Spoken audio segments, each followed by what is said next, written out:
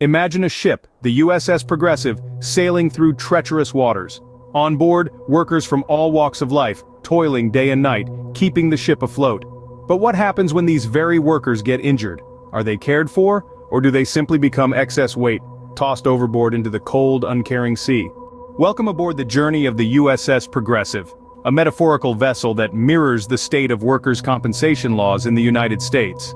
It's a tale that unfolds under the watchful eyes of politicians from all sides, including ALEC members, progressives and others who, by their silence or inaction, have allowed a system that fails to uphold the federal human rights of workers.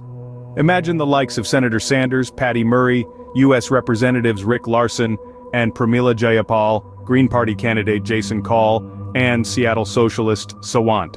They all are key lawmakers, yet their voices are conspicuously absent in the fight for better compensation laws for injured workers. But this isn't just a tale of political negligence. It's a real-life horror story for countless workers who have fallen victim to a system that leaves them behind. Take, for instance, the case of a construction worker in Ohio.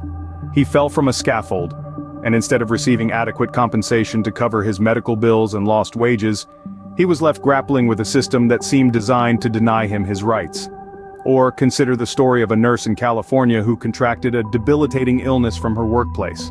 Instead of being taken care of, she was left to fend for herself, struggling to navigate a labyrinth of compensation laws that seemed more focused on limiting payouts than providing care. These stories are not anomalies. They are the norm in a system that is broken and in dire need of reform.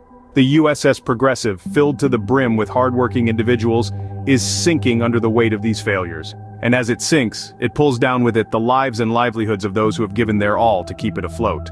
So, what have we learned from our journey aboard the USS Progressive?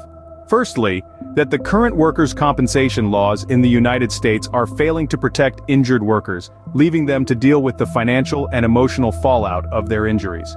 Secondly, that politicians from all sides, including some of the most progressive voices, have been largely silent on this issue, allowing a broken system to persist. And finally, that there is a pressing need for federal standards in workers' compensation laws.